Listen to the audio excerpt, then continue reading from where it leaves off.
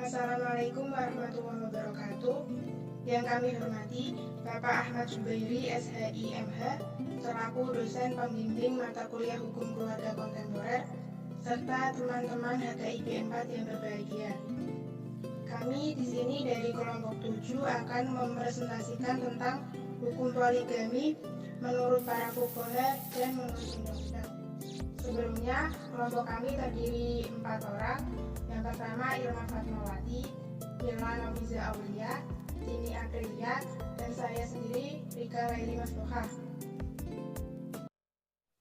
Mengenai hukum poligami, para ulama berbeda pendapat mengenai ketentuan poligami. Meskipun dasar pijakan mereka adalah Quran Surat An-Nisa ayat 3 yang berbunyi, Bismillahirrahmanirrahim, wa in khiftum alla tuqsitu fil yatama fankihu ma taba lakum minan nisa'i masna wa thulatha wa ruba' fa in khiftum alla ta'dilu fawahidatan aw ma malakat aymanukum dzalika adna alla ta'ulu, yang artinya, dan jika kamu khawatir tidak akan mampu berlaku adil terhadap hak-hak perempuan yatim bila mana kamu menikahinya, maka nikahilah perempuan lain yang kamu senangi, 2, 3, atau 4. Tetapi jika kamu khawatir tidak akan mampu berlaku adil, maka nikahilah seorang saja, atau hamba sahaya perempuan yang kamu miliki. Yang demikian itu lebih dekat agar kamu tidak berbuat zalim.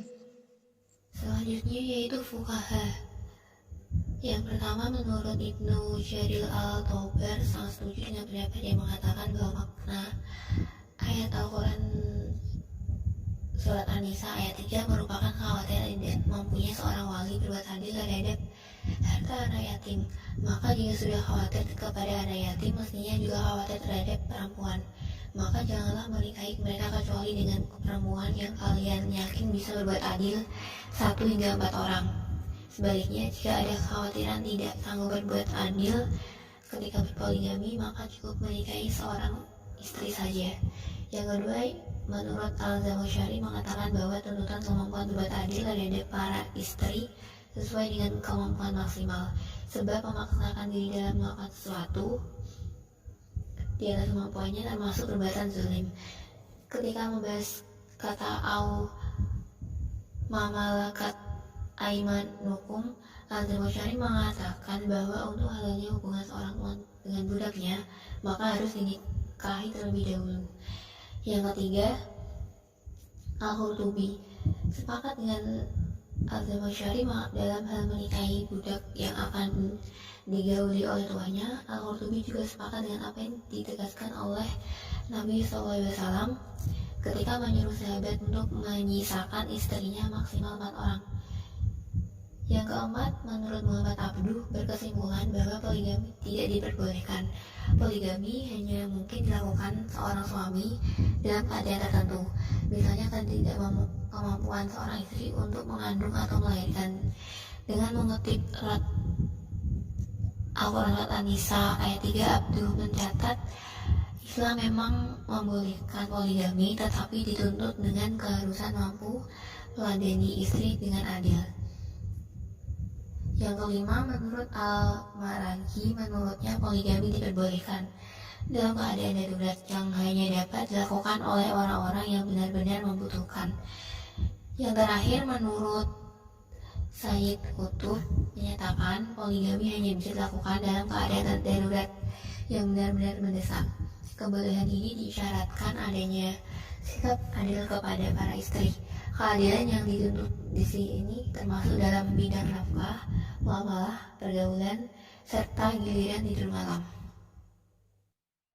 Hukum poligami menurut Undang-Undang. Dalam Undang-Undang Nomor 1 Tahun 1974, Pasal 3 Ayat 2 dijelaskan bahwa seorang suami diperbolehkan beristri lebih dari seorang apabila dikehendaki oleh pihak-pihak yang bersangkutan dan mendapatkan izin dari pengadilan. Adapun alasan-alasan yang dijadikan pedoman oleh pengadilan untuk memberikan izin poligami ditegaskan pada Pasal 4 Ayat 2, yaitu: pertama, istri tidak dapat menjalani kewajibannya sebagai istri. Yang kedua, istri mendapat cacat badan atau penyakit yang tidak dapat disembuhkan. Dan yang ketiga, istri tidak dapat melahirkan keturunan. Persetujuan dari istri ini dapat diberikan secara tertulis atau dengan lisan. Namun sekalipun telah ada persetujuan tertulis, persetujuan ini nantinya akan dipertegas dengan persetujuan lisan dari istri pada persidangan di pengadilan.